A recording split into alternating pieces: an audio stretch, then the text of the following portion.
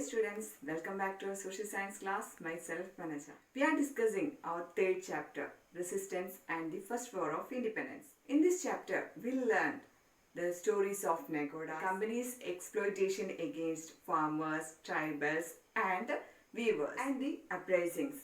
The various people started their rebellions against the company officials and the middlemen. Under various rebellions, we learned Mapilla rebellion, Pharaoh rebellion, and various groups of tribals rebellions. First one, the Santhal rebellion.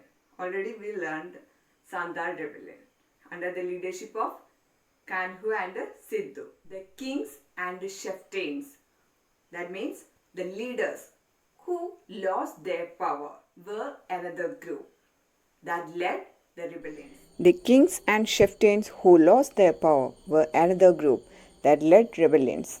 Some of them are Raja Chet Singh of Awadh, Veerapandya Kattabomman of Tirunelveli, Marudhu Pandian of Shivaganga, Parashiraja of Malabar, Kittur Chennamma of Karnataka, Veluthambi Dalava of Travancore, Paliyatachan of Kochi.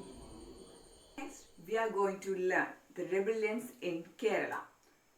The rebellions in Kerala. Under this topic, we are going to learn the Parshi revolt. Parshi revolt was one of the major revolts of Kerala under the leadership of Parshi Raja. Parshi Raja was the king of the kingdom of Kottayam. He lifted the Parshi Raja's right to collect taxes from Kottayam in North Malabar. This was the immediate cause for the Parshi Raja's revolt. He led a guerrilla war against the British in the Wayanad forest. Chandu, Kaidevi Ambu, Edachana Kungan and Attan Kurukal were the leaders who fought with the Parshi Raja in the Parshi revolt. The Parshi revolt ended with the death of Parshi Raja. Next, the anti-British revolt led by Veluthambi Dalava in Travancore. Constant intervention of the company in the home affairs of Travancore hindered the smooth administration of Dalava. This was the major reason or main reason to fight against the British. Paliyatachan, the minister of Kochi, extended his assistance to Dalava. In 1809, the famous Kundara proclamation or Kundara Vilambaram made by Veluthambi Dalava. In this proclamation, he declared or called upon people to fight against the company. Our next topic is the First War of Independence in 1857. We have learned about the isolated resistance that occurred in the various parts of India, but the army of East India Company suppressed them. By 1857, even the people were loyal to the company were turned against the Indian soldiers in the British army, that is the sepoys, and the kings who lost their hereditary rights as per the doctrine of land, the main leaders of the revolt.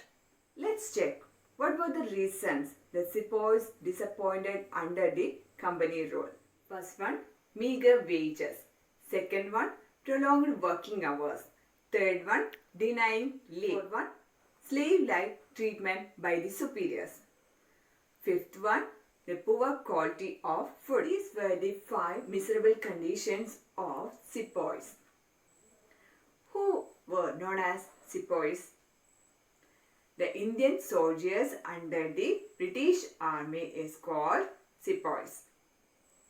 Okay, and also there were 2 rumors that provoked the Indian soldiers to rebel.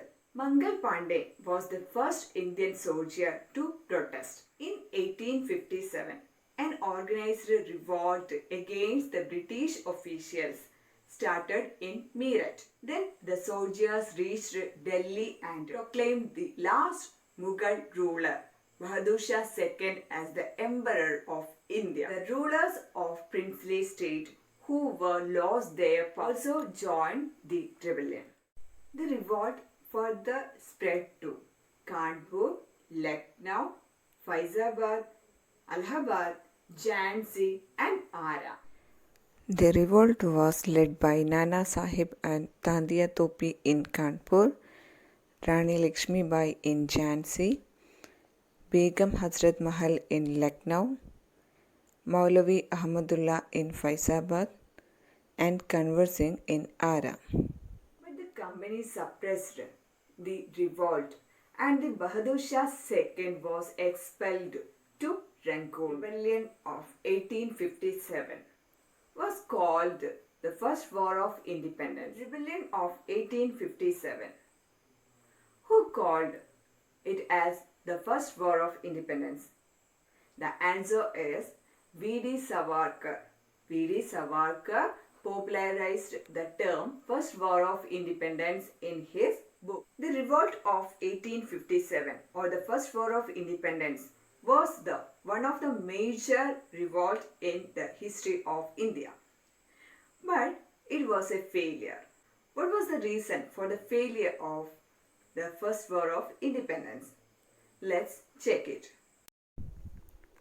There was 5 reasons for the failure of the First War of Independence.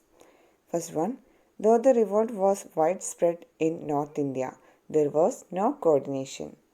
Second, the company had all the advantages of stronger military power, better weapons and coordination. Third, it failed to ensure the mass support. Fourth, the English educated Indians were against the revolt. Fifth one, the rulers of affluent princely states supported the company. Now, I present a map, Indian map. You observe the map and identify the major centers of the revolt of 1857. You identify the major revolt centers of 1857. Next, the reign of the Queen. The First War of Independence in 1857 brought many administrative changes in India. The rule of the English East India Company came to an end with the Queen's proclamation in 1858. India came under the direct rule of the British Queen. Let's conclude our today's class. Today we learn the rebellions in Kerala, the Parishi Revolt, the Kundra Proclamation in 1809, the First War of Independence in 1857 and Queen's Proclamation in 1858. And also we learned the leaders who participated in the revolt 1857 and the major centers of the revolt. Okay, I hope you all understood today's class. Thank you.